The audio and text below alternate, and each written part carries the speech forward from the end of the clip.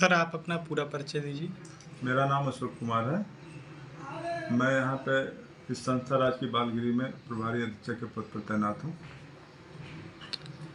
तो सर आप यहाँ पर कब से तैनात हैं? मैं 2017 से हूँ, अभी दिसंबर 2017 से मैं तैनात हूँ यहाँ पे। जी, किस माध्यम से आप यहाँ पर तैनात हुए हैं? जैसे कि आप पीसीएस अधिकारी या कौन सी परीक्षा ऐसी जो उसको क्वालिफाई करके आपको यहाँ पोस्टिंग मिली है? नहीं, मैं यहाँ पे टीचर था अच्छा। और यहाँ डीपीओ के थ्रू प्रभारी अधीक्षक के पद पर हमको यहाँ पे मतलब नामित किया गया है।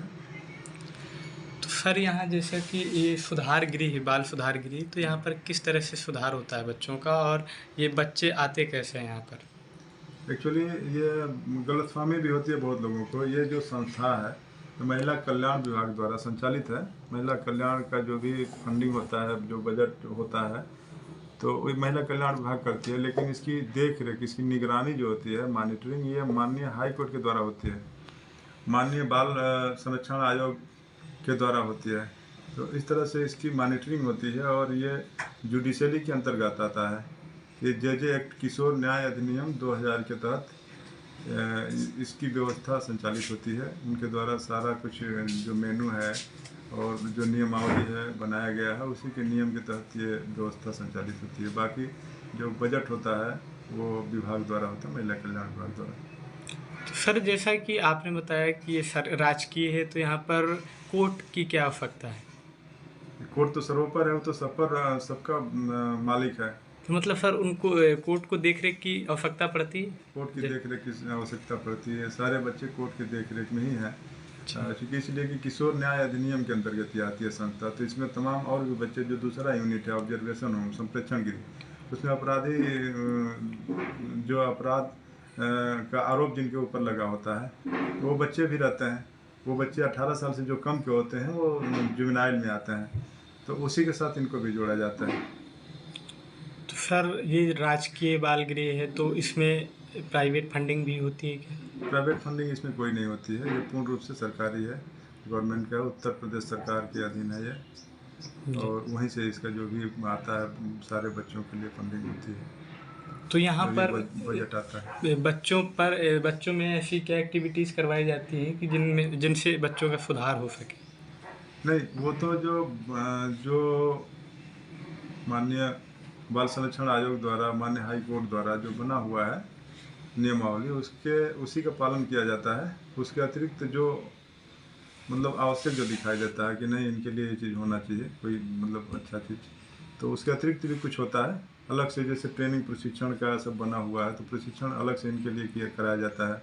पढ़ाई के लिए जैसे यहाँ पे व्यवस्था बनी हुई है 5 तक के लिए, 5 तक के बच्चे पढ़ते हैं। अगर कोई बच्चा बहुत अच्छा पढ़ने वाला है, उसकी काउंसलिंग की जाती है और भी ट्यूशन के माध्यम से उसको आगे किया जाता है। बहुत अच्छा पढ़ने वाला है तो उसको अच्छे स्कूल में उसका एडमिशन होता है, वहाँ जाके पढ़ते हैं। मेरे यहाँ से भी 2 बच्चे बगल के ICSE बोर्ड का स्कूल है, वहाँ पढ़ने जाते हैं। अच्छा, और तो उनके मतलब सरकार ही उनका सरकार की तरफ से ही उनका सब कुछ भेजा गया है वहाँ हाँ पर? हाँ, सरकार की तो तरफ उनको आप नामित करते होंगे? से। हाँ, उनको मैं चुनता हूँ। वैसे बच्चों को मैं समझ पाता हूँ कि बच्चे जाने लायक हैं, तो उनको वहाँ भेजा जाता है, तैयार कराता हूँ। सर जैसे आपने शिक्षा की बात की, तो यहाँ पर कोई शिक्षकों की नियुक्ति भी होती है? शिक्षा, हाँ, शिक्षकों की नियुक्ति होती है, प्रशिक्षकों की नियुक्ति होती है।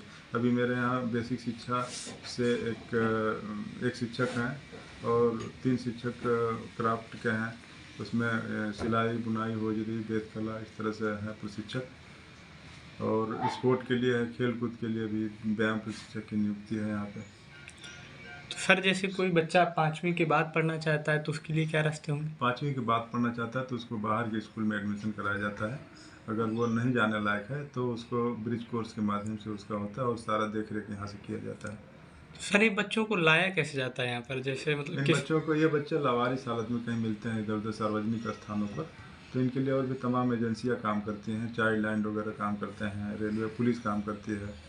तो कहीं से सूचना होता है, 1098 इनका टोल फ्री नंबर है, उसके माध्यम से भी आप सूचित कर सकते हैं। तो सूचना होता है तो कार्यकर्ता आता है, उनको ले जाता है, पुलिस में GD एंट्री करा के बाल कल्याण समिति के यहाँ प्रस्तुत करता है। अगर पूछताछ या काउंसलिंग के दौरान अगर गार्जियन मिल जाते हैं तो बाल कल्याण समिति के माध्यम से उनको हैंड ओवर हो जाते हैं। अगर नहीं मिल पाते हैं तो उन बच्चों को यहाँ शेल्टर दिया जाता है। बाल कल्याण समिति के आदेश से ही यहाँ पे बच्चे आते हैं और उनके ही आदेश से यहाँ बच्चे फिर अपने अभिभावक के संरक्षण में जाते हैं। सर हमारा आखिरी सवाल होगा कि जैसे किसी का बच्चा गुम हो गया है या फिर गुमशुदा, तो अगर उसको संदेह हो कि हमारा बच्चा कहीं बाल गृह में तो नहीं है, तो वो आपसे संपर्क कैसे कर सकता है? डायरेक्ट कर सकता है। अगर उसको पता है कि यहाँ पे बाल गृह है तो डायरेक्ट यहाँ आके इस कैंपस में ही पता कर सकता है। अगर नहीं पता है तो तमाम ऑनलाइन इंटरनेट पर वो नंबर सबका चढ़ा हुआ है। डिपार्टमेंट में जितनी संस्थाएं हैं, तो यहाँ का ढूंढना है तो ढूंढेंगे तो नंबर मिल जाएगा मेरा, और नंबर से बात कर सकते हैं। और बाकी और भी वो जो बात्सल पोर्टल है उस पर सबका अपलोड है, तो वेबसाइट है डिपार्टमेंट का, तो उसको खोल के आप देख सकते हैं। पूरा देश में जितने भी बच्चे इस तरह से खोए हैं, भूले हैं, सब आपको डिटेल मिलेगा। तो सर वो बच्चों को आप देते कैसे हैं उनके माता पिताओं को? क्योंकि बहुत सारे ऐसे भी ठगुआ लोग हैं जो कि बच्चों को ले जाते हैं और उनके हाथ पैर तोड़ के भीख मंगवाते हैं। तो आप उन पे क्या जांच करते हैं कि तब बच्चों को देते हैं कि ऐसे दे देते हैं कहने पर? बच्चों का SIR कराया जाता है सबसे पहले अच्छा। तो SIR होता है यहाँ के DCPO द्वारा भेजा जाता है, या बाल कल्याण समिति द्वारा, या हमारे द्वारा ही भेजा जाता है। जहाँ बच्चा अपना पता बताता है उस पते पर वो वहाँ की जो एजेंसियाँ काम करती हैं। तो सर कुछ क्या मेडिकल कार्रवाई भी की जाती है? मेडिकल तो होता है, ये संदेह होता है कि ये इसकी एज में अगर कुछ डिफेक्ट है, संदेह होता है कि नहीं ये बच्चा कितने साल का है, तब तो मेडिकल के लिए CWC ऑर्डर करती है, तो उसका उम्र परीक्षण कराया जाता है। और तो बाकी DNA परीक्षण भी करवाया जाता है क्या? नहीं, DNA नहीं कराया जाता है। ये वहाँ जब SIR होता है ना, तो वहाँ का जो प्रशासन होता है वो प्रूफ करके देता है कि हाँ ये बच्चा इसका है। जी। तो वो आता है गार्जियन और पूरा पेपर लेके आता है। और बाकी SIR अगर नहीं होता है फिर भी अगर गार्जियन आता है तो पूरा मिलान होता है आधार और वहाँ के मुखिया से, और तमाम इस तरह से जो पेपर होते हैं जो ये प्रूफ करता है कि हाँ ये बच्चा इन्हीं का है। और बच्चा और गार्जियन एक दूसरे को जानते पहचानते हैं आपस में देख के, तो इसी आधार पर बच्चों को CWC ऑर्डर करती है। हम लोगों का ये काम नहीं है। हालांकि हम लोग अग्रसारित कर देते हैं कि मतलब बच्चा से मिलाया गया, बच्चा और ये अभिभावक दोनों एक दूसरे को अच्छे से जानते पहचानते हैं, पेपर का भी मिलान किया जाता है। तो सर यहाँ पर अभी सुधार की क्या क्या आवश्यकता है? और सुधार की क्या आवश्यकता? सुधार तो मतलब होता ही है। बच्चे आते हैं तो बहुत बच्चे ऐसे मिलते हैं कि जो नशे में विलिप्त रहते हैं, इधर उधर घूमते रहते हैं, उनकी प्रवृत्ति रहती है, भीख मांगते रहते हैं। अच्छे घर के भी होते हैं लेकिन उनको फ्रीडम रहना चाहिए था, तो इस तरह से घर से निकलते हैं। तो बच्चे जब यहाँ आते हैं तो उनके लिए तमाम काउंसलिंग होती है, प्रशिक्षण होता है, कुछ म्यूजिकल थेरेपी से उनको जोड़ते हैं। तो धीरे धीरे कुछ दिन तक रहते रहते बच्चे चेंज हो जाते हैं। और बच्चे बताते ही नहीं कि अपने घर को सब जानते हैं, उसके बाद भी नहीं बताते हैं।